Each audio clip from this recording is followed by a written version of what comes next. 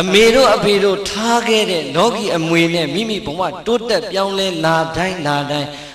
ငါအဖေနဲ့ငါအမေထားခဲ့တဲ့အမွေဟာငါဒီစည်းစိမ်တွေရလိုက်တယ်လို့ဟိုမှာအမေတို့တည်ခဲ့တဲ့ကြောင်းလေးပြင်အောင်မှာပဲတစောင်းလေးပြင်အောင်မှာပဲဇေဒီလေးထုံးသင်္ကန်းရွှေသင်္ကန်းကတ်အောင်မှာပဲဆိုပြီးတော့တတိတရားနဲ့လောကုတ္တရာအမွေကိုလည်းခံရတယ်အဲ့ဒါမှအမွေခံထိုက်တဲ့သာသမီပိသားတယ်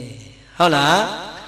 ပြီးတော့ပြိဿရဲ့၃ချက်သာပြည့်သွားတယ်အဲ့ဒီအထဲမှာကိုဟာအားကောင်းကောင်းနဲ့ရေရင်ဝန်းလက်ခမောင်းခတ်ပြီးတော့ပြည့်စုံပါတယ်လို့ပြောရတဲ့လူပါသလား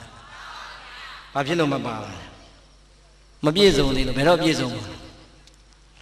မဲပြည့်စုံအောင်ကြိုးစားပါမယ်သာဓုဗျာဟုတ်လားကျွေးမွေးမပြတ်ဆောင်ရွက်စီမံမွေခံထိုက်စေလူမြဝေ၍မိဘနှစ်ပါးမိမိကိုရင်ဝင်ထဲမှာနှုတ်ချိုတိုက်ကြွေးအိုအိုအေးနဲ့သချင်းလေးနဲ့ချော့သိမ့်နေတဲ့အချိန်အမေတို့အဖေတို့ရဲ့မျက်လုံးအစုံမှာအားကောင်းကောင်းနဲ့အရင်အနီးကြီးစွာမျောလင်းတဲ့မျောလင်းချက်ကဟေးငါတို့ဟောဒီလောကကြီးထဲကနေသေဆုံးထွက်ခွာသွားရတဲ့အချိန်ဘယ်လိုဘဝကိုပဲရောက်ပါစေကြံရစ်ခဲ့မဲ့ဟောဒီငါသားကြီးကြီးလာရင်ငါသမီးကြီးကြီးလာရင်ကွယ်လွန်သွားတဲ့ငါတို့ကိုရည်မှန်းပြီးတော့ဒါနာကုသိုလ်တွေပြုလိမ့်မယ်သီလကုသိုလ်တွေဆောက်တည်လိမ့်မယ်ဘာဝနာကုသိုလ်တွေပွားများလိမ့်မယ်သူတို့ရတဲ့ဒါနာသီလဘာဝနာကုသိုလ်တွေပြုပြီးသွားတိုင်းမှာဖြင့်အဘေအမြယူတော်မူပါအမေအမြယူတော်မူပါလို့ငါတို့ကိုအမြပေးဝေလိမ့်မယ်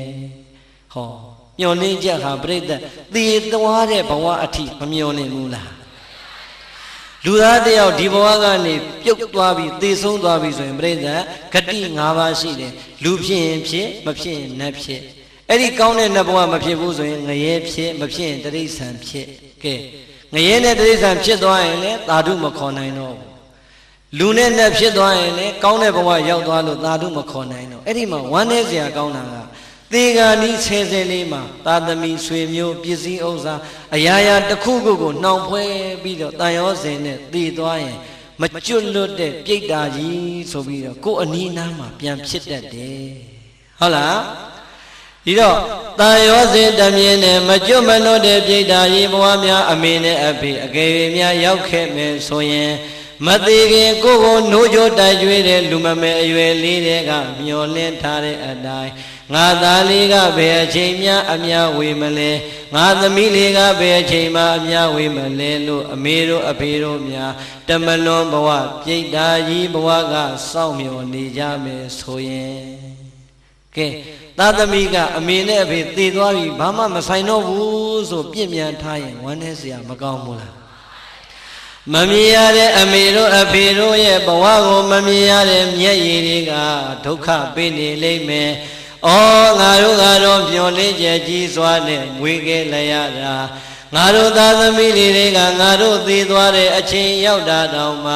ငါတို့ကိုရင်မှန်းပြီးတော့ကောင်းမှုကုသိုလ်လေးမပြုကြပါလားလို့တမလွန်ဘဝကများအဖေနဲ့အမေမျက်ရည်ဆက်လက်နဲ့ကြာရအောင်မယ်ဆိုရင်ဝမ်းနည်းစရာမကောင်းဘူးလားဒီတော့အာလုံးတို့တရားဓမ္မတွေဟောဒီထဲမှာအဖေနဲ့အမေနှစ်ယောက်လုံးရှိသေးတဲ့ပုဂ္ဂိုလ်တွေလည်းပါရင်ပါမယ်ဒါမှမဟုတ်ရင်အဖေသေဆုံးသွားပြီးတော့အမေသာကြံခဲ့တဲ့ပုဂ္ဂိုလ်တွေလည်းပါရင်ပါမယ်ဒါမှမဟုတ်ရင်အမေသေဆုံးပြီးတော့အဖေသာကြံခဲ့တော့တဲ့ပုဂ္ဂိုလ်တွေလည်းပါရင်ပါမယ်အေးနောက်ဆုံးမိဘနှစ်ပါးလုံးသေဆုံးသွားတဲ့ပုဂ္ဂိုလ်တွေလည်းပါနိုင်တယ်မပါနိုင်ဘူးလားဦးဇင်းတို့ဒီပင်လည်းအဖေဆုံးသွားပါပြီဟုတ်လားဒီတော့ပြောလိုတာကပြိဿကိုယ့်ကိုမျောလင့်ချက်ကြီးကြီးနဲ့စောင့်မျောနေမဲ့အဖေတို့ရဲ့မျောလင့်ချက်ကိုဒီဘဝကကိုမပေးရင်ဟိုးမမြင်ရတဲ့အဖေတို့အမေတို့ရဲ့ဘဝကြီးဟာဘလောက်ပူလောင်လိုက်မလဲဆိုတာစဉ်းစားကြည့်ရင်ကြောက်စရာမကောင်းဘူးလားဒီတော့ပြိဿကိုပြန်ပြီးတော့သုံးသပ်ကြည့်ပါငါသည်သေဆုံးသွားတဲ့အဖေတို့အမေတို့ကိုရည်မှန်းပြီးတော့ဒါနာသီလဘာဝနာကောင်းမှုတွေပြု၍ဘဏ္ဍခါများအမြဝေခဲ့ပြီးပြီလေဘဏ္ဍကြီးများသာဓုခေါ်အောင်စွမ်းဆောင်ခဲ့ပြီးပြီလေပြိဿရေစဉ်းစားကြည့်စမ်းပါအမတ်တမဲ့နဲ့နေနေတဲ့သားသမီးတွေအများကြီးမရှိဘူးလား ရှိတယ်ဒါကြောင့်ဦးစင်းကဒီမှာကွယ်လွန်သူမိဘအဘိုးဘွားများရည်စူးရေးဆိုတော့သိဝမ်းသာတာပဲဘာပဲပြောပြောကိုကောင်းဖို့ပြုနိုင်လို့ပြုတဲ့အချိန်မှာအခုဦးဝင်းနိုင်တို့ဒေါ်ကြီးကြီးမီတို့တတိတရားနဲ့မိဘနှစ်ပါးကိုရည်စူးလိုက်တယ်ဆိုရင်ကျန်တဲ့သားသမီးတွေလည်းဒီတိုင်းပဲဖြစ်ရမယ်ဟုတ်လား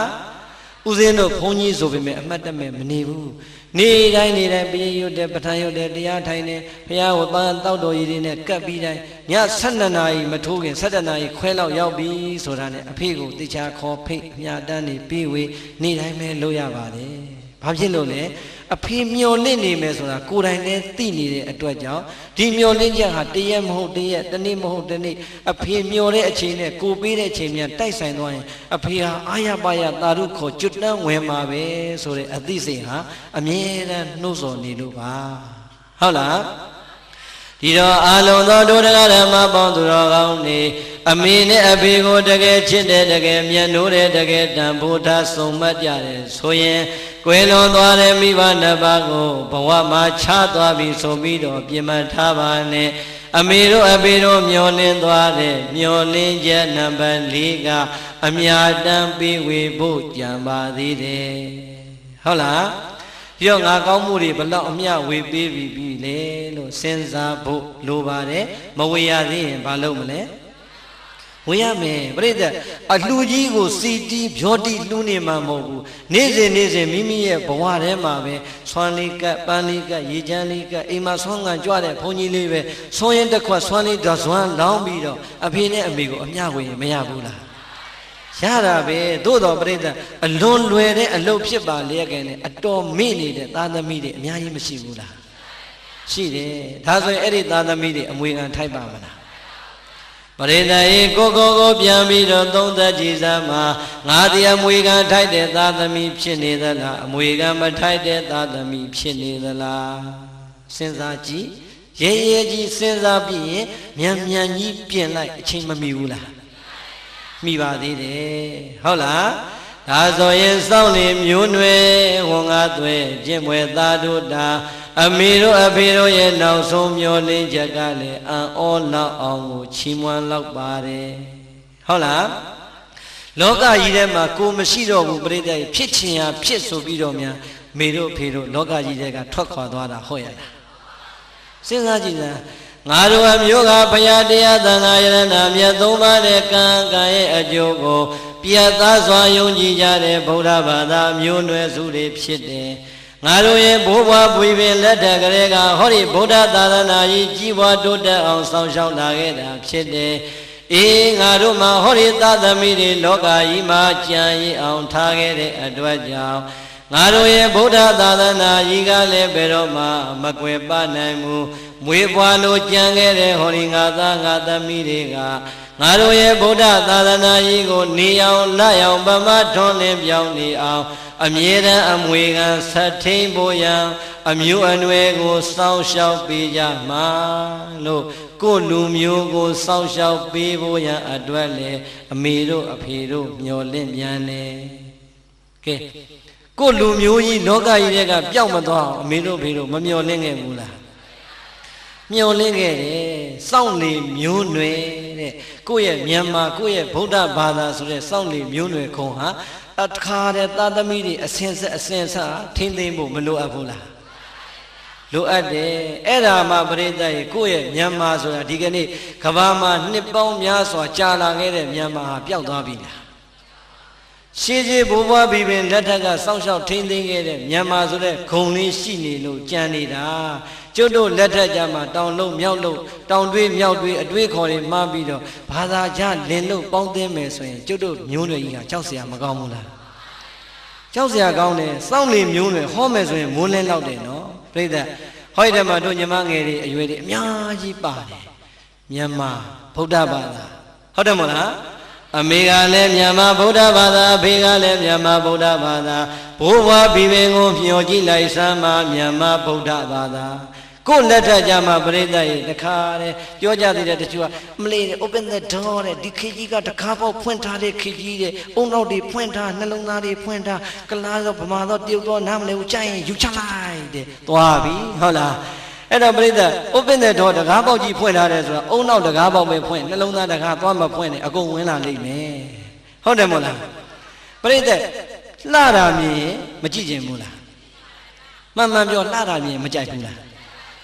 ကြိုက်ပြီးရင်ပရိသတ်အဲ့ဒီဟာနှလုံးသားကကြိုက်တာအုံနောက်ကနေပြီးတော့စဉ်းစားမယ်လှခြင်းတလောက်လှကြိုက်ခြင်းတလောက်ကြိုက်ဟေးငါကမြန်မာရွှေမြန်မာရွှေဗုဒ္ဓဘာသာသူကဘာကောင်းကြီးလဲသွားခက်တော့အဲ့လိုအုံနောက်ကလိုက်နေရမယ်လှတာမြင်နေတာကြိုက်မယ်ဆိုရင်ပရိသတ်ကျွတ်တို့ဗမာဘုန်းကြီးတွေမြန်မာနိုင်ငံပြန်လာစရာအကြောင်းရှိပါမလားဘာကြီးတာလဲဟမ်ရှိတာကိုကျုပ်ပြောကျွတ်တို့လည်းပုထုဇဉ်ပဲလှတာမြင်မမြင်ဘူးလားပိတ်ထားလို့ရပါမလားဟာကွာလေးတောင်နေသေးတယ်ကွာချောလိုက်တာကွာပြောတယ်မပြောဘူးလားပြောတယ်သို့တော့ချောခြင်းတလောက်ချောပါစေကွာငါ229သွဲသိက္ခာဖုတ်တာတဲ့ဖုန်ကြီးပဲကွာဆိုပြီးဘာမှမတတ်နိုင်တော့ဟုတ်တယ်မလားပရိသတ်အတိနဲ့တတိခံစားချက်နဲ့အုံနောက်တွဲပြီးတော့အမြဲတမ်းထားဘယ်တော့မှမမားဘူးဟုတ်လားအဲ့ဒီလိုမှမဟုတ်ဘဲနဲ့သာပရိသတ်ကိုနာကတ်လာသမျှတော့ okay ပြီထင်ပြီးတော့ပါသွားမယ်ဆိုရင်ပရိသတ်သင်္ကန်းတော်မှာတစားစီပဲ့ထွက်သွားအောင်ဟုတ်တယ်မလားအဲ့တော့ပြောလို့တာကကိုဟာမြန်မာဆိုတဲ့အသည့်ငါမြန်မာရဲ့အမျိုးအနွယ်ကိုစောင့်ထိန်ရမယ်ဆိုတဲ့တတိတာရှိပရိသတ်လှကျင်တဲ့လောက်လှကိုနှလုံးသားကိုထိခိုက်ပါမလား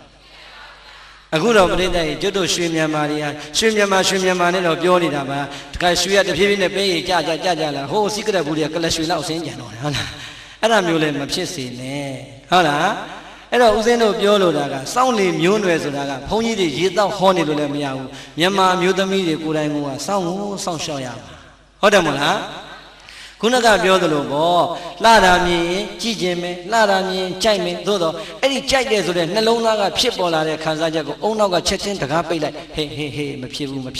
်ဘူးဆိုရင်ပြိတ္တတတိဝင်မသွားဘူးလားခုမညာခမများတို့ဒီမကွေးမှာတော့မသိဘူးရန်ကုန်မှာဖြစ်နေတဲ့ပြဿနာပြိတ္တကိုရီးယားမင်းသားကဗမာမင်းသားတဲ့တာနေပြီမကွေးမှာကိုရီးယားမင်းသားကြိုက်တာမလားဩဗျာကျုပ်ကမကြိုက်ဘူးမှန်ဟုတ်လားကျုပ်တို့လည်းကိုရီးယားမင်းသားမင်းသမီးကိုကြိုက်လို့မရဘူးဘာမောင်းတဲ့ကိုထည့်ထောင်းနေတာဘာဖြစ်လို့လဲသိလားဗမာပြည်ကျုပ်တို့ပြန်ရောက်ခါစားဘာတူလဲချွန်စောနဲ့အွန်စောဖြစ်စားနေတာရန်ကုန်မှာတရားပွဲ9နာရီစလို့ဘုမရဘူးခေါ်ဘကလမ်းဆိုဘုံဘုံရေခဏလေးဆွဲထားပါဖြတ်ထားပါဟာဘာဖြစ်လို့တော့ဟာတယ်လီဖုန်းစကားမပြီးသေးဘူးတဲ့ဒီနေ့ကဂျွန်စောနဲ့အွန်စောဒုက္ခပါပဲကွာလို့ဂျွန်စောနဲ့အွန်စောလာတော့လေကျွတ်တို့ဘုံကြီးကပဲအရှုံးပေးရတာ7နာရီမှကျောင်းကထွက်သူတို့ကလည်း7နာရီထုံးမှပလင်ပေါ်ဘုံကြီးရောက်မှပဲအင်ရဆင်းလာကြတော့တရားပွဲ7နာရီမှစရတယ်ဟုတ်လားဂျွန်စောနဲ့အွန်စောပြီးသွားပြီဆိုတော့ပျော်လိုက်တာဟာဒီကောင်2ကောင်ပြီးသွားရင်တော့ငါတို့တရားပွဲ9နာရီစလို့ရပြီလို့ဟုတ်လားကားလေးသပြီးတော့ပြင်မယ်ထွက်မယ်လောက်ခါချင်းဘုံဘုံရေမလာနဲ့အောင်အခုကောင်ကပုံမိုက်တယ်ဘယ်သူလဲဆိုဒရိုက်တာရင်တဲ့ဟုတ်လားသွားပြန်ပြီဒါရိုက်တာရင်နဲ့တွေ့တော့လဲကျုပ်တို့ပဲရှုံးတာပဲကဲမထူးဘူးကွာဒီလောက်တောင်ကြိုက်တဲ့လူကြိုက်ကြတာဟာငါတို့ရှုံးရင်လည်းရှုံးမစလို့ဟုတ်လားဒရိုက်တာရင်ပြီးပြီလည်းပြောရောဒီကြားထဲမှာပါသေးတယ်တချို့ကကျင်းတဲ့အောင်မြောက်တာပါသေးတယ်ဗါတယ်ဟုတ်လားကျုပ်ယောဂီဖွားကြီးတွေခင်ဗျားတို့မင်းညတော့ဘာလို့တရားစကားမလဲဖုံဖုံရဲ့တဲ့အာနာပါတယ်ရှောက်ရမှာဘာဖြစ်ရှောက်စမ်းမအာမနိုင်မင်းညမင်းသားတွေတအားလာတာတဲ့ဒါကြောင့်မလာနိုင်ဘူးတဲ့60ကျော်နေပြီဟုတ်လားအဲ့တော့ तू ကရောရောက်ပြောတယ်ဖုံဖုံနဲ့ပြောရမှာနောက်ထပ်အာနာနာရှိပါနဲ့အိုင်မင်းသားလေးနဲ့ဖုံဖုံနဲ့ခက်ဆင်တဲ့ဟုတ်လားကျောက်ကအဲ့ကြတော့နည်းနည်းကြီးနေတော့မဆိုးပါဘူးလို့ဟုတ်လားကြည့်ပါလို့သေချာကြည့်နော်လို့နောက်ထပ်ဘယ်နေရာတွေတူသေးလဲလို့ဟုတ်လားအဲ့တော့ပြိတ္တရင်အဖွားကြီးတွေဒါရင်ရတော့ကြိုက်တာအဲ့တော့ပြီးသွားပြီပေါ့လေဒါရင်ပြီးရင်လည်းတို့တရားပွဲ9နာရီစမှာမကြဘူးသူတို့စကားဆုံးမဆုံးနိုင်ဘူးဟာခင်ဗျားတို့ဟိုမင်းသားပြီးသွားပြီဆိုလို့တရားပွဲ9နာရီမစသေးဘူးဆိုဟာဘုံဘုံရင်နောက်တစ်ယောက်လာပြန်ပြီသူတို့ဒရိုင်မာကင်နဲ့ဟုတ်လားဒရိုင်ဘာကင်ဆိုလို့ကျုပ်ကတော့ငငယ်ချောလေးမှဘယ်မှာတော့ခင်ဗျားတို့ဒရိုင်ဘာကင်ကျုပ်ကကြည့်လိုက်တာဟိုမှာအဖွားကြီးဒီကန်ကြီးနေပြီဟုတ်လားအဲ့ဒါလည်းသူတို့ကြိုက်တာပဲဟုတ်လားနောက်ဆုံးပြိတ္တရေဘာမှမရအောင်တော့ကိုကအဲ့ထက်မှရောပါသွားဟုတ်လားဘာမြဲတရားဝဲမရှိတဲ့နေ့ကျရင်မထူးဘူးသူတို့တော့ပြောမှလည်းငါတို့ကြည်ပို့အောင်တော့ကြည်ထားမှာပဲဟုတ်ကြကြီးတဲ့နေ့မှာတိုက်ဆိုင်ရဟန်းမသမီးတွေကဖုံးဆက်တယ်ဖုံးနဲ့ဒီနေ့တရားဝဲမသွားဘူးလားမပင်ဘူးဟာဒီနေ့မရှိဘူးဘာလို့နေလဲဖုံးနဲ့အေးနင်တို့လိုပဲငါလည်းစကားကြည့်နေတာလို့အမလေးတဲ့တပည့်တော်တို့လည်းကြော်ညာဝင်တဲ့အချိန်မလို့ဖုံးဆက်တာပြီးရင်ကြည့်အောင်ပါတဲ့ဟုတ်လားအဲ့တော့နင်တို့ကဘသူ့ကိုကြည့်ပြီးဘာပြောနေငါလည်းကြည့်တာကြည့်တယ်လို့ဟာဖုံးအဲ့မင်းသားလေးချောတာလေးတဲ့အရင်ကောင်းနေအပလာဖြစ်သွားပြီတဲ့ဟာဘသူတော့ငါပြောပါတော့လီအောင်ကြီးလေးဆိုလားအောင်မလေးပရိသတ်ဖြစ်ကျင်တော့ကျုပ်ကလည်းမြင်တာလီအောင်ကြီးတခါမှမမြင်ဟုတ်လားအဲ့တော့ဖုံးလည်းကြည့်တယ်လည်းပြောသေးဘာကိုကြည့်ပြီးဘာကိုကြိုက်နေမသိဘူးလို့ငါတော့အဲ့ဒီကောင်အာယုံဆိုင်လို့ကိုမရအောင်ငါမြင်တာလဲအွန်စောတယောက်မြင်တာပဲလို့ on so a lay out to a machine from one on so it was in Leon G. I did Romabione, look at Janeco ball. Hello, brother. Yolo Daga, who Bama Menaga Nebilo, Korea Menadi, Jaimani Gula. Jiva, Jaiba, Tavimedo brother, Pamaduane, Yadana machine. Era Biojanabe, soundly munes or Arabe, Purus in the Bawaya, Narami, Jachime, Chijime, Kone Dani Jai, Kanakana Jajeme, Todo brother, Sena like Bo, Kua soundly mune, oh, Namiama, Budabada, Naruka, Ko Muko, and Weko Bada Dadanago, Social Tainema, Tuye Bada Dadana, Lumuka, Kavati, the Tinima, Bo, so the delay that ne, a mero, a peroe, Yolin, Jacole, Pia Yaude, Paya Zagagole, Natoya Yaude. How do you know? You have a lecture video of it. Dream with my dear sound, you see, ma'am, we can't see Lumia, we soundly mune, everything, Ajato, Bido Babi. Ering Ajagonio, Lina, that the meeting, and we can tighten that the meeting, Shiba Lame, Ni Almani, Timalina, Magento Musoya, that the meeting, and we can tighten that the meeting, Shiba Lame. You know, go Betema Palesra, I'm a baby villa. Betema Bale. Betema Bale. Belemo, Poim, Semachin, the hours of Bida Machino, Melo, Mabiolo, sing home Simo, Mole, Lemasi, Hana, every day, Ding Aja Liha, a madam Bobo Linido, Gingelia, Yala, Linga Lizaro, a madam Manivula. Jimajiula Paduri down. Tata media down, you're a poi pony at the Homajala. Maliponi, the video Biogen as a Hari, Kuro goes up your bed, I'm never hoisting the girl, Hokumu, Landu Oma, so we don't say good point on him. Hello, brother. Avoid one that I'll let you got the Boba, that video and Mibari at the Bojara, and Aru goes up your bed. Tavimelo, a cone only one damn. Oh, hola. Hodoma, Poy don't leave a jump my time, because I got it beyond. Jonagan, Jama, and Poy in a Madrid Jalo, so we okay. John Dwajao, he does zero in the Madrid Jarizona. Oh, Jow on now when you Neo Doyan Madan, pointed the Amian tiny the Lamadibu, Doja, the Amma tiny, they are tiny, do it, no such human, oh, when I know. Pointy at the Amatan, any need them, you know, and you are here, John Bio. The every day, Baduia, Badua, Baluba, Badua, Baduna, Badunia, Babini, and Bionida, John the Gaya, Miana, Biana, Takamayu, Lego, Mima, to Pianya on Hella. I don't Tagamaya, eh? She you need a point at Dubula, point of Madua, the Bagisa Jamale. Aleda Mimaya, a boy pointy, you are there, young day meeting, Bionida, to a Nayokanibi. Kuleve, they may be on a go in Nayokanibi. Hola. Tata Miligo, Mibariga, Tilo Mione, Dwada, Alonga Tamaledo, Tata Mi, good day as of Mabiola. Mamare, Natamiro, Wodea, Soyene, Dizaga, Manes, Agababe, Mivana Baye, Genega, Atlega, Mio Linja, Namio Soyene, Longo, Manes, Agababe. Hola, Dazo Breda, Loga, Dakadagama, a dead Jibim, Biomian, Duya, Dakadaga, Biomian, Jibim, a dead Jetta, Dale, Shide. Tata Miliga, Mangambido, Mibariga, Balacha, Pinida, Miamia, so she dead day. Mashimula Yam West Sado. Hello, brother. The Choda Midas of Warima, Judo, Yuari Malesi, Muri Malesi. Tali the Miliga, Poin in the Yiniamo, Takade, Badai, Sabidi, Liza, South Sabidi, Pide Kajaro, Athen Pueli, Hola, Padadiana, Yijimu, Lungani, Lonely women, Inga, Miva Nabaga, Domyo, Mione, Big needed Miva Nabayo, Mashibula. Ah, brother, Amyaji, hola, Todo Miamia Lesi. Hello, brother, Senaji. Tata Miliga, Paya Jonga, Mutwame, Badai, Pueli, Matwame, Kaya Kudorine, Yaonume, Wasiga, Kudorine, Aya Bayane, Kijibio, Daidonime, Erilo Tata Miliga, Aya Bayane, Badana, Lunga, Lima, Swan, Luni, me. It the Jodajo, Imajane, Biga, the Nigo, Molinga, Mojoba, Luma, Malo, Labai, Zaima, Tai. တီဗီကလာတဲ့ဘောလုံးပွဲကိုပရိသတ်လောင်းတို့မနိုင်တာတစ်မျိုးလောင်းတို့နိုင်တာတစ်မျိုးအကုန်လုံးအချိန်ကံပေးပေးတေးတေးနေတဲ့အဖေကြီးတွေလည်းရှိတတ်ပါတယ်မရှိဘူးလားတချို့အမေတွေပို့ဆိုးသေးတယ်ထမင်းကိုကစောင်းတင်အတက်မဝဲဘူးတခါတည်းတရင်ဝင်ထွက်တယ်နံပါတ်ရှာနေတဲ့အမေတွေအများကြီးပဲမရှိဘူးလား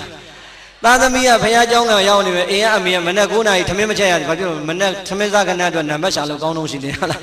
အဲ့ဒီလိုမိဘတွေရောမရှိဘူးလားအဲ့တော့ပြိဿအဲ့ဒီလိုမိဘတွေရှိနေတဲ့အခါကျတော့မိဘတွေရဲ့နှလုံးသားမှာတကယ်တော့ကောက်ချက်ချလိုက်ရင်တရားတရားမရှိလို့ပဲဟုတ်လားဖယားကိုမယုံကြည်တာတရားကင်းလို့တရားကိုမယုံကြည်တာတရားကင်းလို့သံဃာကိုမယုံကြည်တာတရားကင်းလို့မိမိပြုလုပ်လိုက်တဲ့ကောင်းမှုကံသည်ကောင်းကျိုးကိုပေးမယ်မကောင်းတဲ့အကုသိုလ်ကံသည်မကောင်းကျိုးကိုပေးမယ်လို့ယုံကြည်မှုမရှိသေးတာသည်တရားမရှိလို့တဲ့တရားမရှိတဲ့မိဘနှစ်ပါးကဘာသာတရားကိုဥပေက္ခပြုနေပေမဲ့သာသမီလေးတွေကဘာသာတရားနဲ့အလွန်ကိုနီးကပ်နေတတ်တယ်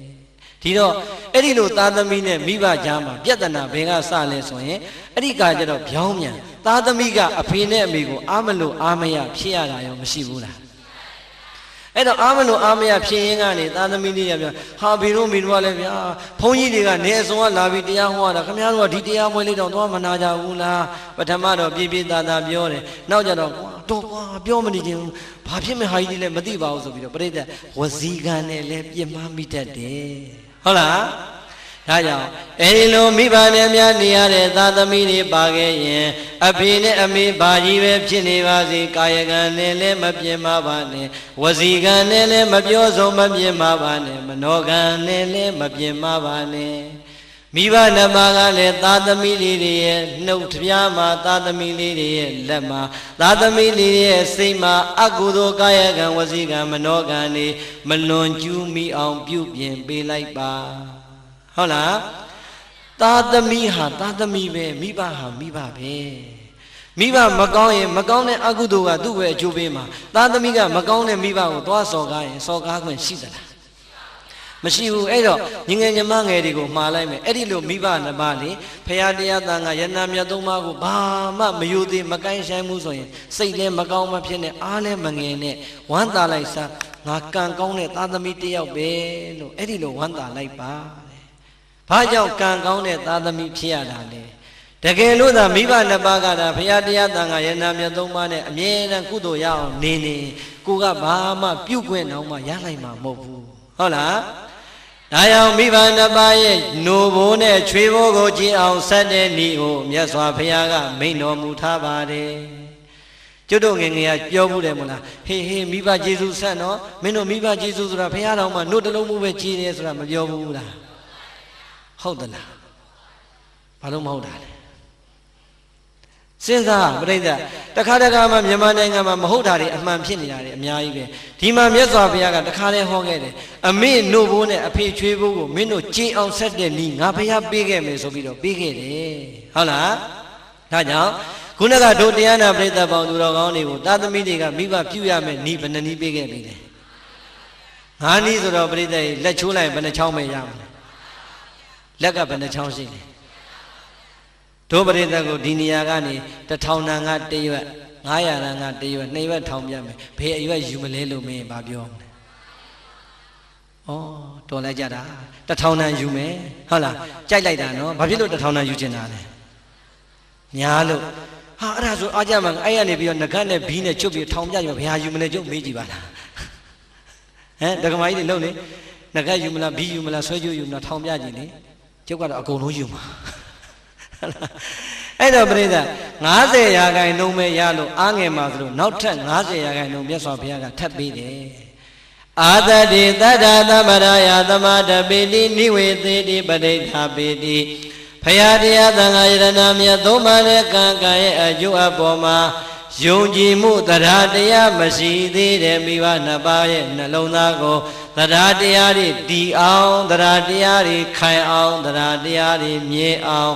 အဲ့ဒီသားသမီးတွေပြုစုလိုက်မယ်လုပ်ပေးလိုက်မယ်ဆိုရင်အမေနိုဘိုးနဲ့အဖေချွေးဘိုးကြည်အောင်ဆက်နေတဲ့ပထမနီးနဲ့ဆက်နေတာ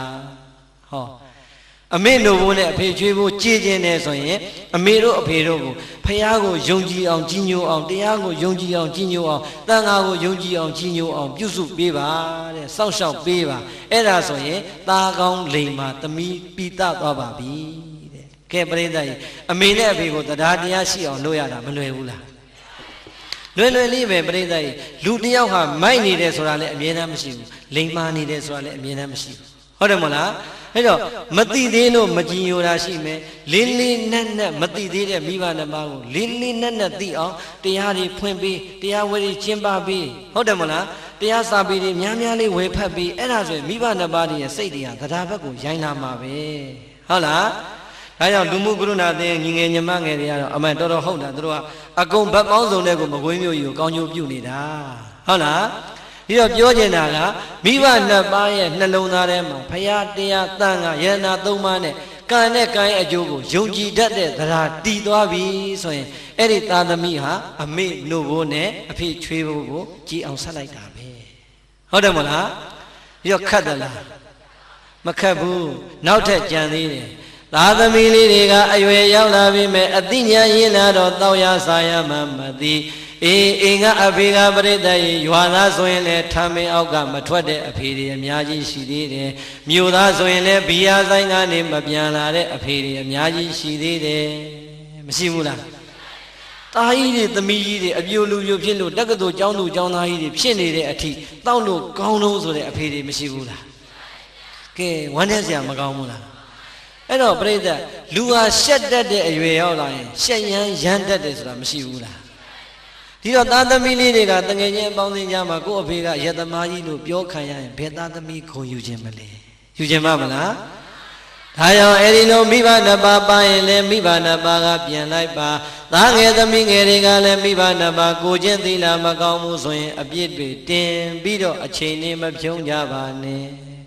သီလမပြည့်စုံတဲ့မိဘနှစ်ပါးကိုသီလပြည့်စုံအောင်စောင့်ရှောက်ထိန်းသိမ်းလိုက်ခြင်းဟာဒုတိယအမေနို့ဘိုးနဲ့အဖေချွေးဘိုးကိုအခြေဆက်တဲ့နည်းပဲတဲ့ဟုတ်လားအလုံးစုံတို့တရားနာပရိသတ်ပေါင်းသူတော်ကောင်းတွေမြတ်စွာဘုရားလက်ထက်တော်ကာလတုန်းကအမ္ဘပါဠိထေရီမာကြီးဆိုတာကြားဘူးတယ်မို့လားဘယ်လိုကြားဘူးလားလဲမကွေးသူလားဟမ်အမ္ဘပါဠိထေရီမာကြီးဆိုတာပရိသတ်ကြီးငယ်ငယ်ရွယ်16 19 18 25နှစ်လောက်အထိအလွန်လှတဲ့အရွယ်မှာပြည်တန်စာမာကြီးဖြစ်ခဲ့တယ်။ဘာဖြစ်ခဲ့လဲ။ပြည်တန်စာမာကြီးဖြစ်ခဲ့တယ်။အံ့ဩစရာကောင်းလိုက်တာအလှအပကိုအရင်ပြပြီးတော့ပြည်တန်စာလှုပ်လာတဲ့အဲ့ဒီအမ္ဘပါဠိထေရီမာကြီးဟာအသက်50ကျော်60ဝန်းကျင်ရောက်တော့သာယဟန္တာရဲ့ဟောကြားတဲ့တရားကိုနာပြပြီးတော့မှသာသနာပေါင်းကိုဝင်ပြီးတော့ယဟန်ပြုလိုက်တာကိလေသာကင်းတဲ့ယဟန္တာထေရီမာကြီးဖြစ်သွားတယ်။ဟုတ်လား။ကဲအမေကပြည်တန်စာသားကယဟန္တာသားကသာဟာငါအမေပြည်တန်စာကြီးငါအဖက်လို့မဖြစ်ဘူးငါကယဟန္တာပဲဆိုပေါ့ပေါ့ရော့ရော့တောင်းမဲ့နေနိုင်မယ်ဆိုရင်သားယဟန်လည်းအမွေခံမထိုက်တယ်လို့ပြိဿကြီးဟောဒီမှာအမေဖြစ်တဲ့ပုဂ္ဂိုလ်ရောတန်ဖိုးကြီးမားတဲ့တရားကိုရပါမလားအဲ့ဒါပဲအမေသီလပြတ်တာသီလပြတ်တာဒကန္နာပဲသားသမီးလုပ်ပေးရမယ်တောင်းဟာသားသမီးတောင်းအောင်မယ်ဟုတ်တယ်မလားဒါရောအလုံးသောဒုဒကဓမ္မပေါင်းသူတော်ကောင်းတွေကိုအာလုံးသိကြတဲ့ဇာကြောင်းလေးတစ်ခုပြောပြရစေအရှင်သာရိပုတ္တရာကြီးဆိုတာဒုပရိသတ်ကြားဘူးတယ်မို့လားဟောကြားဘူးမှဖြစ်မှာမို့အဲ့ဒါမှမကြားဘူးလေမေဇိမကိုကြီးဆိုတိမဟုတ်တိမမဟုတ်တော့အဲ့တော့အရှင်သာရိပုတ္တရာကြီးပြိဋိနိဗ္ဗာန်စံတော့ဘယ်မှာစံလဲကဲဆရာလေးတရားကြည်ကြည်ပြောလေခင်ဗျားတို့ပဲသိတယ်လူပါမှာဘသူအိမ်မှာပြိဋိနိဗ္ဗာန်စံလဲအမေအိ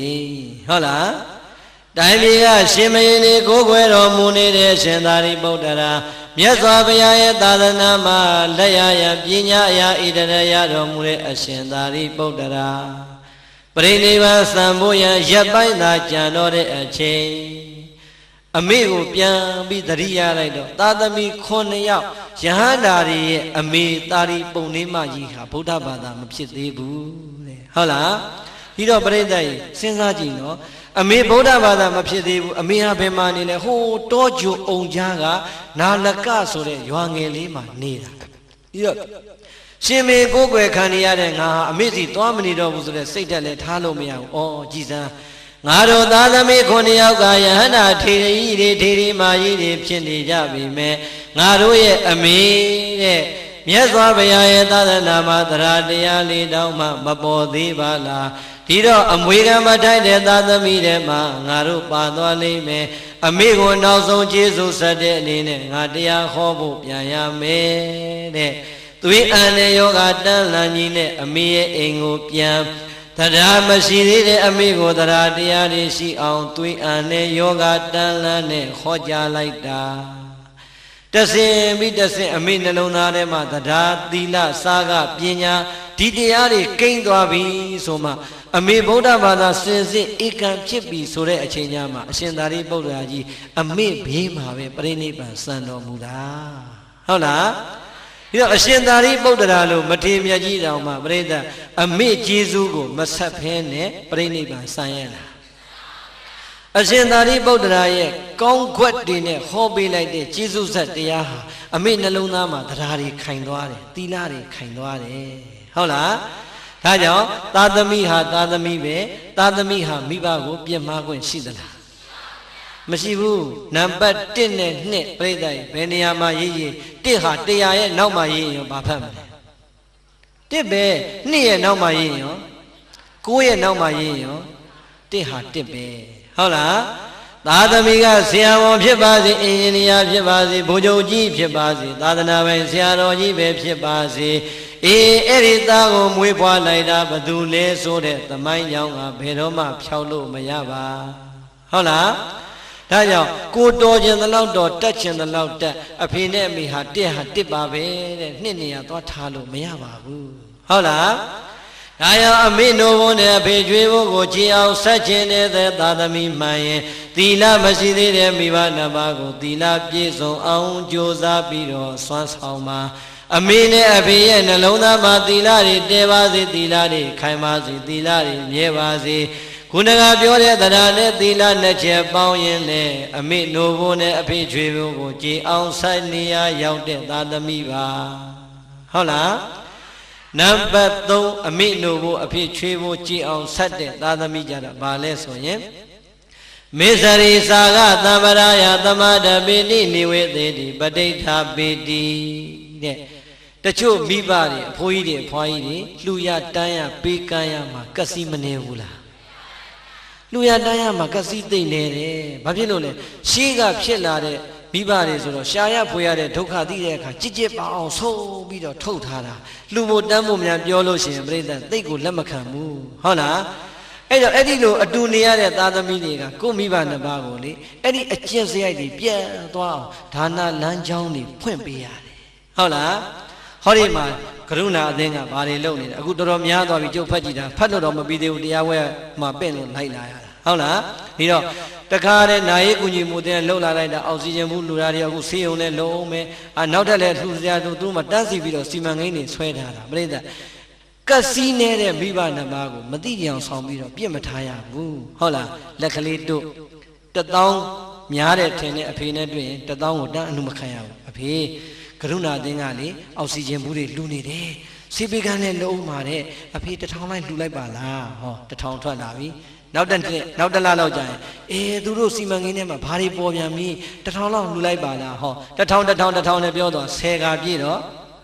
1000အဲ့ဒီလိုတဆင်းပြီးတဆင်းသွား1000 10ကပြောတော့တသိန်းမိဘနှစ်ပါးရဲ့တရားတရားကိုလက်တွေ့နဲ့ပြပြီးတော့ခေါ်ရင်မိဘနှစ်ပါးတိုင်းပါပါတယ်ဟုတ်လား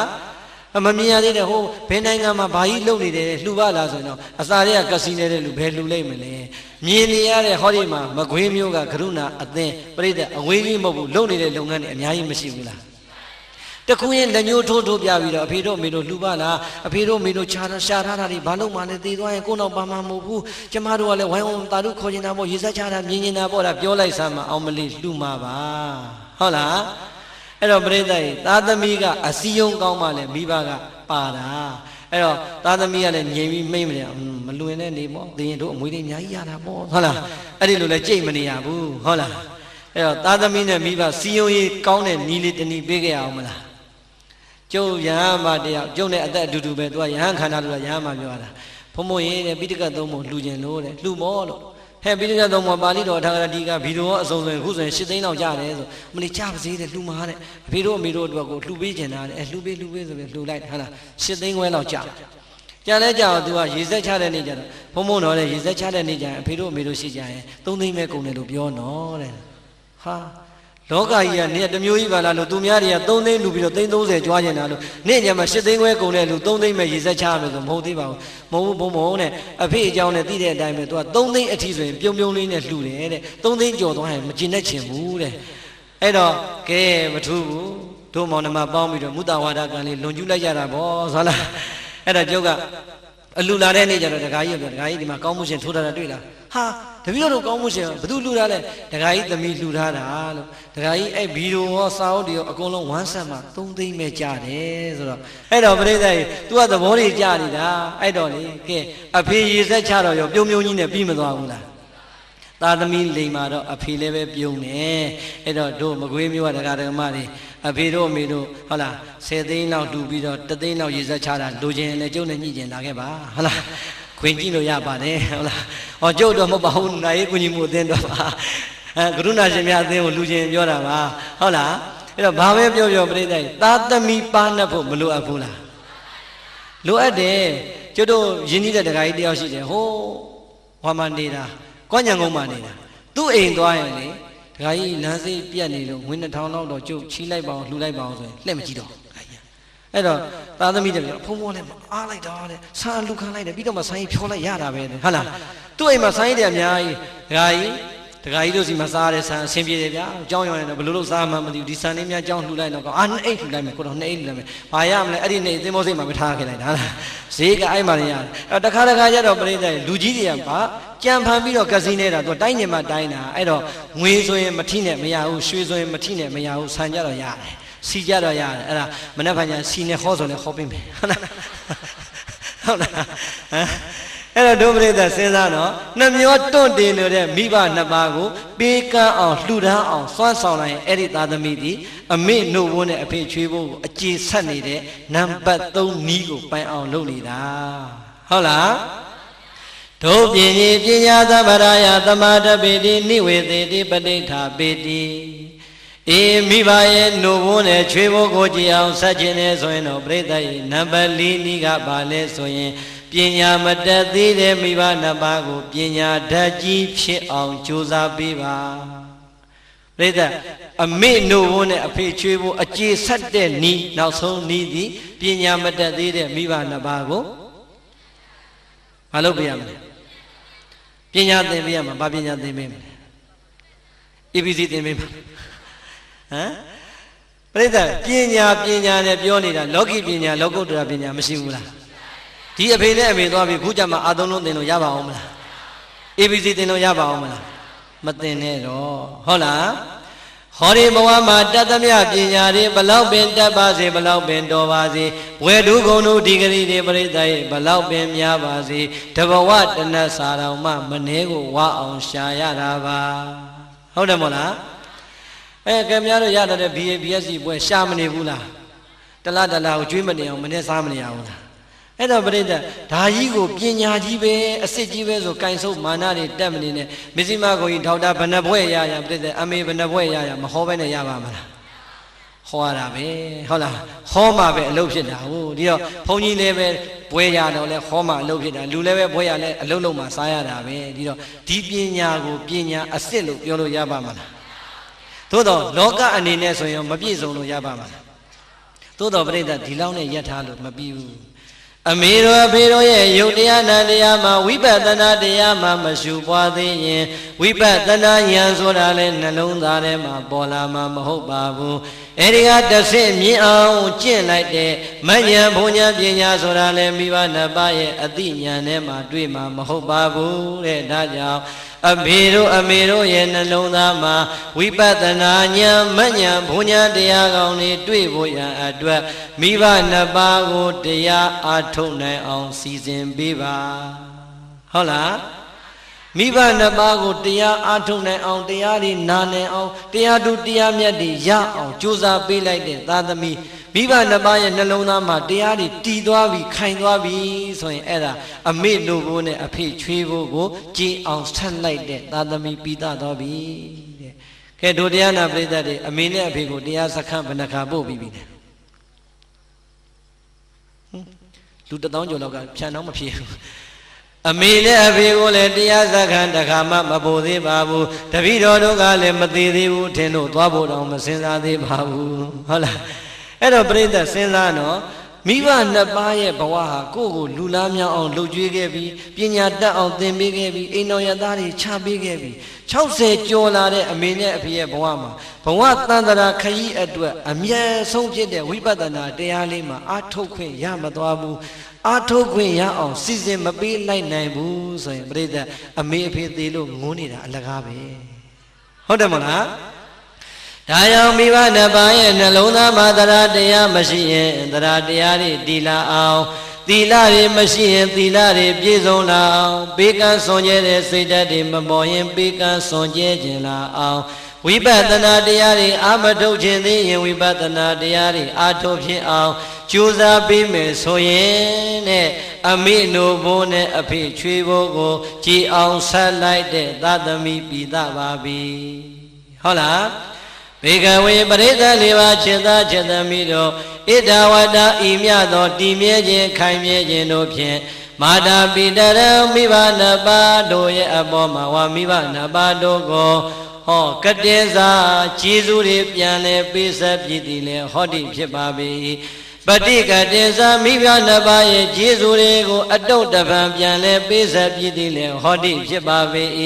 ဣတိသောဘဂဝါဘုန်းတော်6ပါးသခင်ဘုရားရှင်ကိုရောမြတ်ကြီးသည်အဟောစာကရုဏာရှိသွားမေတ္တာအဖြင့်မိန်ကြတော်မူခဲ့ပါပေသတည်း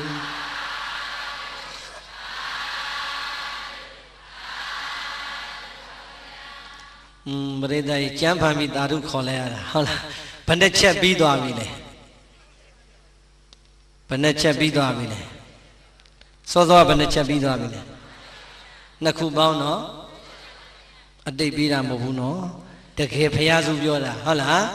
မိဘနှစ်ပါးရဲ့အပေါ်မှာမျောလင့်နေတဲ့မျောလင့်ချက်ကိုပစ္စည်းနဲ့ကျေစုပေးဆက်လိုက်မယ်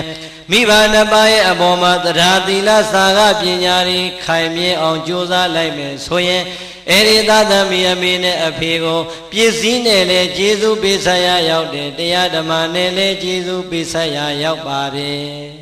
ဟုတ်လားပြိဿတော်လူတအုပ်ကြီးအကျယ်ကြီးဆိုမယ်သာဓုခေါ်တာကြတော့မော်လမြိုင်လောက်မကျယ်ဘူးသာဓုကြည့်ရတာဟင်းမကောင်းမဲနဲ့စားလာပုံရတာကျုပ်တို့ကဘုန်းကြီးတွေကလေတရားဘလောက်ရှိကြီးပြိဿများရင်မမောဘူးသာဓုတန်တာကျယ်လိုက်မယ်ဆိုရင်ပလင်ပေါ်မှာမြောက်ကြွနေသလားအောင်မရတယ်အဲ့ဒီလိုအရသာရှိတာပြိဿကသာဓုတန်တိုးလေးဆိုဩငါတရားရှိလို့များစိတ်ကုန်ကြပြီလားမသိဘူးလို့အောင်းမေ့ပြီးတော့ရှေ့ဘာလို့ရမှမသိဘူးဖြစ်နေတာပြိဿကစိတ်ကုန်သွားပြီလားတဏှာကြီးတော့မခွဲသေးပါဘူး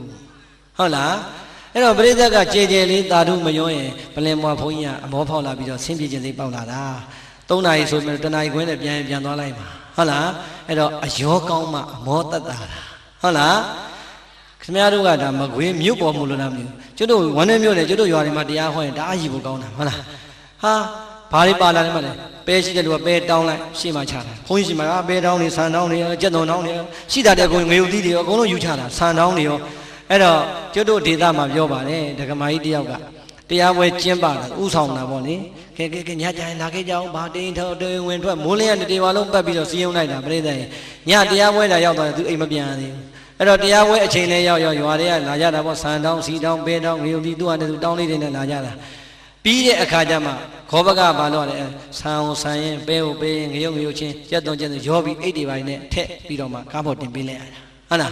အဲ့တော့ဒကမာကြီးကတရားပွဲလဲစအောင်သူရှေ့စောနေတရားနာ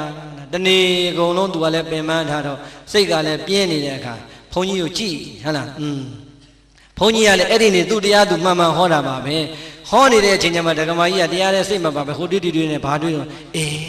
ငါမနေ့ကအိမ်ကပြလောင်ထွက်လာအိမ်တော့မခက်ခဲမှုတော့ဟုတ်လားအိမ်တော့မခက်ခဲတာအဲ့ကြမှာသတိရပြီးတော့သွားပြီကုန်ပြီထင်တယ်ခစ်ကလည်းတခိုးကြဖို့ပေါ်ပါပြီတဲ့ဟုတ်လား အဲ့တော့အိမ်ကိုစိတ်ရောက်သွားလိုက်တာပြိဿကြီးတရားကိုဖြောင်းဖြောင်းနာလို့ပြန်ဟိုဘက်လှည့်လိုက်ဒီဘက်လှည့်လိုက်ဟိုဘက်မျက်စောင်းထိုးလိုက်ဒီဘက်မျက်စောင်းထိုးလိုက်ထိုးရင်လည်းဘသူစီရောက်လဲဘုန်းကြီးကိုကြည့်ပြီးအမလေးနော်ရှည်လိုက်တာမပြီးနိုင်ဘူးဟုတ်လားအိမ်သာကုံသွားရင်ထင်းမနှက်ဖန်လမ်းစိတ်မလူတော့ဘူးဟုတ်လားစိတ်တူတူနဲ့ဘုန်းကြီးအန်ကျိတ်မော့ကြည့်နေပြီးတော့ဘာသွားတွေ့တော့ရှေ့ကပဲတောင်းနေဆန်တောင်းနေလည်းပွားလန်းနေကြည့်ပဲအမလီပြီးရင်ငါဒါတွေလိုက်ပေါင်းရင်ကိုအချိန်ကတော်တော်နိုင်ဝက်လောက်ကုန်မှာကဲမထူးဘူးဟောစံကိုတော်လည်းဟောကျင်တော့ဟောကိုလည်းကိုတောင်းနဲ့ခုတည်းကရောထားတော့မယ်ပဲဆန်းရောထားတော့မယ်ပေါ့ရောတော့မယ်ဆိုဟိုနာတောင်းလေးဒီနာရွှေ့နီးရဆွဲပြီးတော့သူကြည့်ဒီလောက်အလိုက်မသိတဲ့ကိုတော့မနှက်ကြရင်တော့ကြောင်ရွေးပြီတော့ဟိုက်ပဲနဲ့ဟောဒီဆန်ကရောကိုထည့်လိုက်အောင်ဟုတ်လားစိတ်တူတူနဲ့ပဲတောင်းကြီးဆန်တောင်းကြီးနဲ့ကပ်ပြီးတော့သူ့လက်ပိန်ပိန်လေးနဲ့မကြည့်ဟုတ်လားမကြည့်ရွေးမနှက်ဖန်ရွေးပြီတော့ဟုတ်လားစိတ်ကလည်းတူတူနဲ့တခါတည်းပဲတောင်းကြီးမကြည့်နိုင်ရင်သူတခါတည်းရောတော့မယ်ဘုန်းကြီးကလည်းပလင်မွားကြည့်နေဒကမကြီးလှုပ်စီနဲ့ဘာလုပ်နေပါလဲဟုတ်လားအဲ့တော့ပဲတောင်းကြီးဆန်တောင်းကြီးရွေးဘုန်းကြီးဒုက္ခပဲမမြင်မဆန်းတဲ့ဟိုမှာပဲနဲ့ဆန်နဲ့ရောတော့မယ်ဟုတ်လားဒကမကြီးအဲ့ဒါပဲတွေသွားမရောနဲ့လို့ပြောရင်လည်းဘုန်းကြီးလောဘကြီးတာလူတီအောင်မယ်ဟုတ်လားအဲ့တော့ဒုက္ခပဲမောငါတော့တောင်းမှာကြောက်မှာသကောမရှိမမ်းမရှိတညာလုံးဟောတာမောရတဲ့အထက်မနဲ့ဗန်ဒီပဲနဲ့ဆန္ဒတညီကုန်ယူရတော့သွားပြီဟုတ်လားဘုန်းကြီးကလည်းပလင်မောနဲ့အဟောမဖြောင်းတော့အောက်ကဒကမလည်းအနာမဖြောင်းတော့ဟုတ်လားကဲဒီလောက်တော့လည်းမသိတဲ့ကတော့မောစံပြီးရွေးအောင်ဟဲ့ဆိုပြီးတော့ဆန်တော့မနိုင်တိုင်နဲ့မားတယ်ပဲတောင်းထဲမှာနှခမ်းတင်မားတော့တဲ့အချိန်လေးရောက်ရင်ဘုန်းကြီးကမတတ်နိုင်တော့ဘူးဟေးဆိုလေတံပြောင်းဘုဇတိတိဘုဒ္ဓဘုဇတိတိဘုဒ္ဓဆိုတော့လေတံလေးနှွဲ့ပြလိုက်တော့ဒကမာကြီးကမော့ဟဲ့ငါဘုန်းကြီးဟောရှော့ဖြစ်သွားပါလားဘလို့ဖြစ်တာလားမော့ကြည့်ပြီးတော့ဒကမာကြီးမော့ကြည့်တဲ့အချိန်ကျမှမျက်လုံးချင်းစုံတော့ဘုန်းကြီးကအထာလေးနဲ့ဘုဇတိတိဘုဒ္ဓပင်နဲ့ဆန်နဲ့မယောငါမပြောရင်ရောတော်မီရောဘဂဝါအကျင့်ဘုရားရှင်ကိုရောမြတ်ကြီးသည်ဆန္ဒဘုန်းကြီးကအထာလေးနဲ့လို့လိုက်တော့မှဒကမာကြီးကဘယ်နဲ့ဘုန်းကြီးပဲတွေဆန်နေလဲပါလေဘာတွေဟောနေတာခဏဘုန်းကြီးမော့ကြည့်ပြီးတဲ့အချိန်ဒကမာကြီးမော့ကြည့်တဲ့အချိန်ဘုန်းကြီးကနောက်တစ်ချိန်ထပ်ပြီးတော့မျက်လုံးချင်းစုံမှလက်လေးနဲ့ကံကဘုဇတိတိဘုဒ္ဓပဲနဲ့ဆန်းနဲ့မယောငါမပြောရင်ရောတော်မီရောဘဂဝါအကျင့်ဘုရားရှင်ကိုရောမြတ်ကြီးသည်ဆိုတော့မှဒကမာကြီးသဘောပေါက်တယ်။အော်တဲ့ဘုန်းကြီးငါရောမှတိသွားပြီတဲ့။ရောတော့ဘူးဆိုအဲ့ကြမှာတောင်းလေးပြန်ချတာဟုတ်လား။ကဲတရားဝဲပြီးမှပင်းလေးပင်းဆိုင်ရောတော့ဘုန်းကြီးနောက်ထပ်မောစရာကြံသေးလား။အဲ့တော့အယောမှန်မှအမောတတ်တာဟုတ်လား။ခုလဲဟောမို့ပရိသတ်တတိဆိုရင်တာတူလေးတော့ကြဲကြဲခေါ်မှာပေါ့။ပလင်မွားဘုန်းကြီးဟာငါဟောတာများမကြိုက်တော့ဘူးလား။တတိကလည်းတူလိုက်တာတာတူကလည်းတူလိုက်တာဆိုရင်စိတ်ပြတ်တယ်ဟုတ်လား။အဲ့ဒါဒီကကြည့်လို့နော်ဘုဇတိတိဘုဒ္ဓနဲ့တွေ့မယ်ဟမ်အဲ့တော့ပြိဿအခုမိဘနှစ်ပါးရဲ့ခြေစူးကိုခြေအောင်ဆက်တဲ့နီးတွေရမသွားဘူးလားကဲအဲ့ဒီခြေအောင်ဆက်တဲ့နီးတွေသာတိလိုက်တယ်ကိုသုံးသက်ကြည့်စမ်းပစ္စည်းနဲ့ခြေစူးဆက်ရမယ်ငါးနီးဟာကိုယ့်အတွက်ပြည့်စုံပြီလားတရားနဲ့ခြေစူးဆက်ရမယ်နီးရောပြည့်စုံပြီလားမပြည့်စုံသေးဘူးအရှင်သာရိပုတ္တရာလိုပုဂ္ဂိုလ်ကြီးတောင်မှအမေနို့ဘိုးကိုကြည်အောင်မဆက်ဖဲနဲ့ဒီလောကတွေကပြန်ထွက်သွားရတာအရှင်သာရိပုတ္တရာမထေရမြတ်ကြီးလည်းပဲဟောဒီလောကကြီးတွေကမထွက်ခင်အချိန်လေးမှာအမေနို့ဘိုးကိုကြည်အောင်အမေအဖေချွေးဘိုးကိုကြည်အောင်အမေကိုနောက်ဆုံးကျေးဇူးဆက်တရားဟောကြားပြီးတော့အမေနှလုံးသားမှာတရားသီလစာကပညာတရားတွေကိုတည်တတ်စေခဲ့ပါတယ်ပြိဿရေရှင်တော်မြတ်ဘုရားဆိုရင်လည်းကြည်လိုက်ကြပါဦးမြတ်စွာဘုရားရဲ့မေတော်မာယာပြိဋိနိနတ်ရွာစံပြီးတဲ့အချိန်မိတွေတော်ခောရမီကပဲရှင်တော်မြတ်ဘုရားကိုမွေးဖွားရင်းနဲ့မကြည်ပြင်းခဲ့ရဘူးလားဒီတော့မေတော်မာယာ9ရက်အတွင်းလက်ရွာဆန်သွားတဲ့အခါကျတော့မြတ်စွာဘုရားလူလားပြောင်းလို့သားကြီးလူလားဖျားဖြစ်တဲ့အချိန်မှာအမေလောကမှာရှိသေးရဲ့လားမရှိတော့ဘူးသို့တော်ပြိဿရဲ့အမေဘယ်မှာရှိသလဲဆိုတာတပ်ပင်ညုတရွှေဉဏ်တော်နဲ့ကြည့်လိုက်တော့အမေဘယ်မှာရောက်နေတယ်ဒါဝရိသနတ်ပြည်မှာရောက်နေတဲ့အမေရဲ့ခြေစွတွေအမေဒီအဲ့ဒီအချိန်မှာနတ်သားကြီးတယောက်ဖြစ်နေပြီမဲ့လောကီလူဘဝတုန်းကအမေကိုကျေးဇူးမဆန်ရတဲ့ဘုရားရှင်အမေကိုကျေးဇူးတရားတွေတုံ့ဆက်ခြင်းတဲ့အတွက်ကြောင့်တာဝရိန္ဒနတ်ပြည်မှာတဝါဝါကတ်တော်မူလို့အဘိဓမ္မာတရားဟောကြားရင်းနဲ့အမေဖြစ်ခဲ့တဲ့နတ်သားကိုကျေးဇူးဆက်တော်မူခဲ့ပါတယ်ကဲမြတ်စွာဘုရားရောကျေးဇူးမဆက်ဘူးလားဆက်တယ် မြတ်စွာဘုရားကျေးဇူးဆက်တရားဟောကြားလိုက်မှမေတော်မိနတ်သားဟာအဲ့ဒီအချိန်ကျမှသောတာပန်တည်တာဟုတ်လားဒီတော့အရှင်သာရိပုတ္တရာမထေရမြတ်ကြီးကျေးဇူးအဆက်ကောင်းတဲ့အတွက်ကြောင့်အမေဒီဘုရားတရားသံဃာယရဏမြတ်သုံးပါးကိုယုံကြည်သွားတယ်သီလပြည့်စုံသွားတယ်ပေကံစွန်ခြင်းလူရန်သွားတယ်ယုတ်တရားနံတရားအပေါ်မှာဝိပဿနာတရားတွေနဲ့ရှုမှတ်ပွားများလို့အထုံတော်မူသွားပါတယ်ရှင်တော်မြတ်ဘုရားရဲ့ကျေးဇူးအဆက်ကောင်းတဲ့ပုံစံတွေကြောင့်မေတော်ဖြစ်ခဲ့တဲ့နတ်သားနဲ့တကွာဒါဝရိနာနတ်ပြည်ကနတ်တွေတော်သောတာပန်တည်တဲ့ပုဂ္ဂိုလ်တွေတည်ကြတယ်တရားတို့တရားမြတ်တွေနာကြားခွင့်ရတဲ့ပုဂ္ဂိုလ်တွေလည်းမြောင်များစွာရခဲ့ပါတယ်ဒီတော့ဖယားလည်းကျေးဇူးဆက်ရတာပါပဲအရှင်သာရိပုတ္တရာလည်းကျေးဇူးဆက်ရတာပါပဲဒီပုဂ္ဂိုလ်ကြီးတောင်မှကျေးဇူးဆက်ပြီးမှလောကကြီးကပြန်ထွက်သွားတယ်ဆိုရင်ကျေးဇူးမဆက်ဖဲနဲ့သာကျုပ်တို့ခမည်းတော်သွားကြရင်ပြိတ္တရေဘေကိုရောက်မယ်လို့ထင်ပါသလဲပျော်တဲ့လူတွေသွားကြကျုပ်တို့တော့မလိုက်နိုင်ဘူးနေခဲ့မယ်ဟုတ်လားဟမ်အဲ့တော့ကျုပ်တို့ဆိုတော့ကျုပ်ပြောမယ်ကျုပ်ကလည်းပြောရင်အာတွေ့နိုင်မရတာဟုတ်လားခမည်းတော်ဒီမကွေးမှာကျုပ်တို့သုံးတာအတူတူပေါ့ကျုပ်တို့အညာသားတွေကကျုပ်ပဲသုံးတာလေအဲ့ဒါလေအောက်ဖက်ရောက်သွားရင်မရဘူးဟုတ်လားအညာသားတွေခေါ်တဲ့တရားထဲမှာကျန်တာတွေအကုန်ကြိုက်တယ်အဲ့ကျုပ်ဆိုတာကြီးကိုမုန်းတာလေဟုတ်လားဒုက္ခပဲကျုပ်တို့ကလည်းငယ်ငယ်တည်းကကျုပ်နဲ့ပဲကြီးလာတော့ကျုပ်ပဲပြောတတ်တယ်ပြောဟုတ်လားမုန်းပါတယ်ဆိုတော့နှစ်ကြော့လောက်ထပ်ထပ်ပြောနေဟုတ်လားအဲ့တော့တခါကြရင်သူတို့ပြောတယ်တော်ရန်အပြစ်မပြောနဲ့လို့အညာမှာကခင်များကျွန်တော်ဖြာကျုံတော်တင့်လျော်အောင်ဟဲ့ပြောပါကွနင်သုံးငါသုံးအရင်သုံးတစ်သလုံးကွမပြောနဲ့ဆိုပြီးတော့ဆရာတွေကရည်ကြီးမှုစကားသင်တော့အဲ့တိုင်းသင်တာခင်များကျွန်တော်ဖြာကျုံတော်ဆိုတာရိုင်းတဲ့စကားမဟုတ်ပါဘူးလို့ကဲပြိတ္တရိုင်းသလားတော်ရန်မပြောနဲ့ရန်ကုန်ရောက်ရင်မှတ်တာနော်ကျမတို့နဲ့ကျင့်ခဲ့ဟုတ်လားရှင်နဲ့ကျမတို့ကျင့်ခဲ့ဟုတ်လားကျုပ်တို့ရွာကလေးတွေမြို့ခေါ်လာတဲ့အခါကျတော့ဟိုရောက်ရင်ဆရာတော်ကကျုပ်တွေတော်တယ်မပြောနဲ့နော်ရှင်နဲ့ကျမနဲ့ပြောရှင်နဲ့ကျမနဲ့ပြောထက်တယ်ပြောနေဟုတ်လားကလေးတွေကလည်းအဲ့ဒါကိုသင်နေတယ်မှတ်လို့ဟုတ်လားဒီလဲရောက်ဟဲ့ဆမ်းပြီးဆိုရှင်နဲ့ကျမသူထူတာရှင်မို့တော်ဆိုဘုန်းကြီးကရှင်နဲ့ကျမနဲ့ပြောဆိုတော့နှစ်ခုပေါင်းတစ်ခုမှတ်နေတာဟုတ်လားဟဲ့ဆမ်းပြီးလာသားရှင်နဲ့ကျမဟုတ်လားခုလဲသင်လဲတေချာသင်ခဲ့ကြအောင်ဟုတ်လားအဲ့တော့ကျုပ်ကကျုပ်ပြောနေတဲ့အခါကျတော့မကြိုက်တော့လေဒုက္ခပဲလို့ကျုပ်တို့စီမှာလို့ကျုပ်ဆိုတာမရိုင်းပါဘူးခင်များလည်းမရိုင်းဘူးနော်လို့ခင်များကြီးဆိုရင်တော့ရိုင်းတယ်လို့ဟုတ်တယ်မလားခင်များကြီးကျုပ်ကိုဒီတိုင်းမကြည့်နဲ့ခင်များကြီးဒီတိုင်းမပြောနဲ့ဆိုရင်မရိုင်းဘူးလားခင်များဆိုတာရိုင်းသလားမရိုင်းဘူးအဲ့တော့ကျုပ်ကပြောတယ်ခင်များတို့တော်ရန်အပြစ်မတင်နဲ့လို့တစ်ခါမှကိုမှန်တယ်ထင်ပြီးတော့မှားနေတာတွေအများကြီးနော်လို့ကျုပ်အဖြစ်လေးပြောပြမယ်ဆိုပြောပြခဲ့တယ်ဟုတ်လားအဲ့ဒီကျမှသူတို့သဘောပေါက်သွားတယ်ကျုပ်ပြောခဲ့တဲ့အကျုပ်ဖြစ်ခဲ့တဲ့အဖြစ်ကလည်းပြိတ္တတော်တော်ဝမ်းနည်းစရာ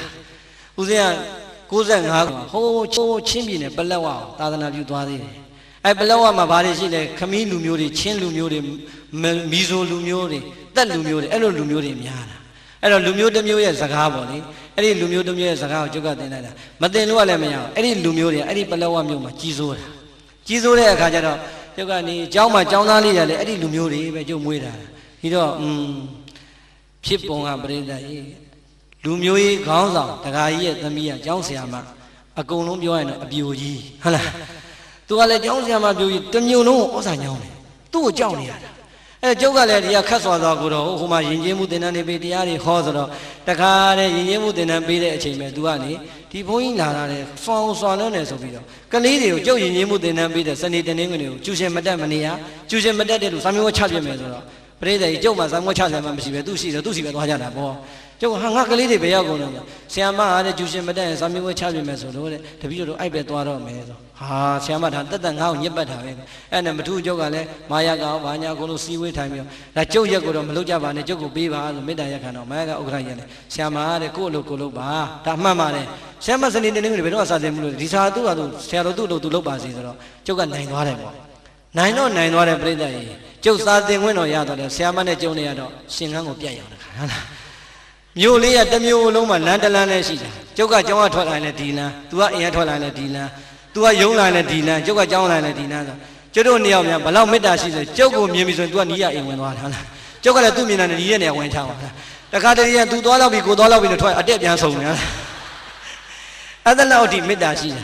အဲ့တော့လေဘလို့မညှိတို့မြောက်ဝန်ထမ်းတွေကလည်းနည်းနည်းလေးအရာရှိတွေကကိုဗမာတွေကနည်းနည်းလေးဆိုသူတို့ကလည်းစိတ်မကောင်းကြပေါ့ညှိကြပြောကြဘလို့မှမရအဲ့တော့သွားပြီငါရာဆိုရင်တော့တွင်ပြီပေါ့လေအဲ့ဒါနဲ့ကလေးတွေကိုပြောတယ်ပြန်တော့မယ်နေမနှက်ပံတပတ်ခါဆိုပြန်တော့မယ်ငါမနှက်ပံတရက်ပဲနေရတော့မယ်ကွာလို့မင်းတို့ဆရာမကြီးကိုပြောလိုက်ပါလို့ငါတို့ဗမာလူမျိုးတွေကနှိမ်တာမဟုတ်ပါဘူးကို့အလုပ်ကိုလုပ်တာအကြောင်းမညီညွတ်လို့ဖြစ်သွားတာပါမင်းတို့လည်းလူမျိုးရေးအစွဲတွေမထားနဲ့တော့အာသားတို့ကဘာမှမပြုတ်ဖုံဖုံနဲ့မင်းတို့တောင်းပန်လိုက်ပါကွာလို့ငါအကိုစားပြောလိုက်ပါလို့ဟာမတောင်းပန်ဘူးလေဖုံဖုံကိုယ်တိုင်ပြောလိုက်ပေါ့လေသားတို့ဘိန်းနာမှာနေပြေးမယ်ဟာအရှင်ပြေလိုက်လားဟုတ်လားမင်းတို့တော့လို့ငါ့ကိုဘာတွေပြောခိုင်းမှာဟာဖုံဖုံနဲ့တပည့်တော်တို့လူမျိုးစကားနဲ့ပဲပြောလိုက်ပေါ့တဲ့အဲ့ဒါဆိုရင်ဆရာမသဘောကျပြောကွာဒီငါမင်းတို့ငါဗမာဝါကြပြောပြမယ်မင်းတို့ငါမင်းတို့စကားနဲ့သင်ပြတာငါပြောမယ်ဆရာမတယောက်နဲ့တယောက်ခွင့်လို့ကြပါစို့ငြိမ်းချမ်းကြပါစို့ကြိုလည်းပြန်တော့မှာငါအဲ့ဒါပြောချင်တယ်ဆိုဟာဖုံဖုံလွယ်လွယ်လေးဘယ်လိုပြောရမလဲဆရာအမရွေစီနာဖို့လို့ပြောလိုက်တယ်ဟာအမရွေစီနာဖို့ဆိုတာဘာလဲဟာငြိမ်းချမ်းကြပါစို့ခွင့်လို့ကြပါစို့လို့ပြောတာဟာကောင်းလိုက်တဲ့စကားပါဟာလားကြက်တာအဲ့ဒီညာပြေးမရောနိုင်ဘူးတန်းလျှောက်လက်ဟန်ချင်ရနဲ့မျက်နှာဆရာမအမရိစီနာဘူးဟာလားပဲလေးနဲ့ဟာလားမနဲ့မိုးလေးပြောဖို့တော့ကိုစကားထစ်မှာဆိုဆရာမအမရိစီနာဘူးကျင့်လိုက်လမ်းလျှောက်လိုက်တညာလုံးကျင့်နေအလုပ်ကိုဖြစ်နေဟာလားမနဲ့မိုးလေးကြတော့ကျွန်တော်လက်ဖိတ်ဆိုင်မှာဆုံနေကြဟိုဗမာနည်းနည်းလေးပဲအရာရှိကျွန်တော်ဒီနေ့ဆရာမကြီးလိုက်ခေါ်ရတော့ကျုပ်ဆရာမကိုနှုတ်ဆက်မယ်ဟာကောင်းတော့မို့ဆရာတော်ရဲ့ကိုကဘုန်းကြီးပဲကိုဘက်ကမာနတွေချပေးလိုက်တာကောင်းပါသူတို့ကလည်းအဝမ်းနဲ့သားနေတာခေါ်ပြအောင်သာခေါ်လို့မှသူတို့စကားနဲ့ကိုကနှုတ်ဆက်မှာဘာစကားတော့မဟုတ်ဟာကောင်းတယ်ဆရာချတယ်ဟဲ့လားသူတို့ကလည်းလူပြောတွေဆိုတော့ဆရာမကြီးလည်းလာအောင်ပြိဿကြီးဆောင်းလ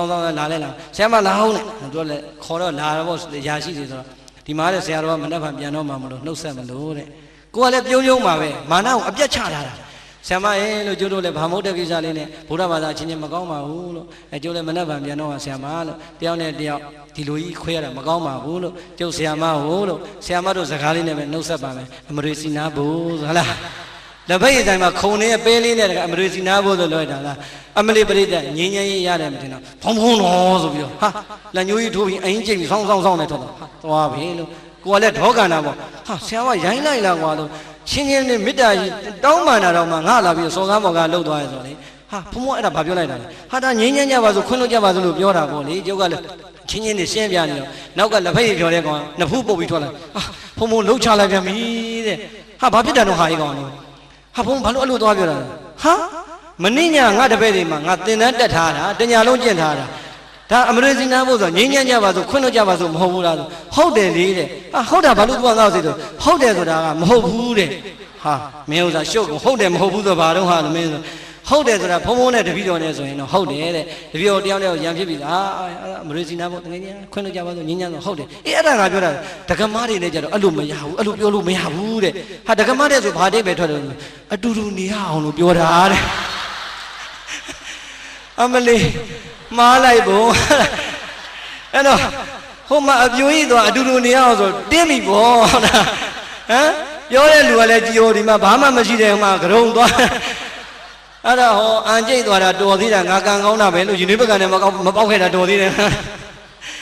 အဲ့တော့တခါမှလို့ခင်ဗျားတို့ကိုမှန်တဲ့တမီးမားနေတာလေအများကြီးတော့ဟာလားအမရိစီနာဘောယောက်ျားကြီးဆိုတော့ငင်းညာအောင်ဟုတ်တယ်တဲ့မိန်းကလေးနဲ့ကျတော့အတူတူနေရအောင်ဆိုတော့သွားပြီပေါ့ဟုတ်လာ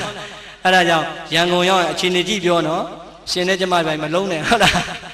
းအဲ့ဒါရန်ကုန်ကလူတွေအဲ့လိုပြောမှပဲသဘောပေါက်တော့တယ်ဟုတ်လားဒါတော့ဦးဇင်းတို့ပြောချင်တာကမိဘကျေးဇူးကိုခုကြည်အောင်ဆက်တဲ့နေ့ဦးဇင်းပေးပြီးပြီဖះရှင်ဆက်တဲ့အကြောင်းဟောပြီးပြီအရှင်သာရိပုတ္တရာဆက်တဲ့အကြောင်းဟောပြီးပြီဒီလောက်နဲ့သိရင်လည်းရပြီသို့တော့နောက်ထပ်ဇက်ကြောင်းတစ်ခုဟောခြင်းသေးတယ်တဏှာကြီးတော့အချိန်ကုန်ပြီမလားသိကြပြီနော်ကဲသိကြရင်ပြီးတာပါပဲဟုတ်လားအားလုံးတို့ပရိသတ်တွေကျေးဇူးဆက်တတ်အောင်လို့ပါဟုတ်လားအမေတို့အဖေတို့ရဲ့မွေးကြွေးစုကိုဆက်တတ်ဖို့ရန်နှုတ်ဘိုးကိုကြည်အောင်ဆက်တတ်ဖို့ရန်ပြည့်စည်နဲ့ကျေးဇူးဆက်ခြင်းတွေလည်းသိအောင်ပြောကြားခဲ့ပြီးပါပြီတရားနဲ့ကျေးဇူးဆက်ခြင်းလည်းပဲဟောကြားခဲ့ပြီးပါပြီအရှင်သာရိပုတ္တရာမထေရမြတ်နဲ့ဘုရားရှင်တို့ရဲ့တရားဓမ္မနဲ့ကျေးဇူးဆက်တဲ့ဤလေးလည်းပေးခဲ့ပြီးပါပြီအေးမြတ်စွာဘုရားလက်ထက်တော်ကာလတော်ကယဟန်တော်တစ်ပါးရဲ့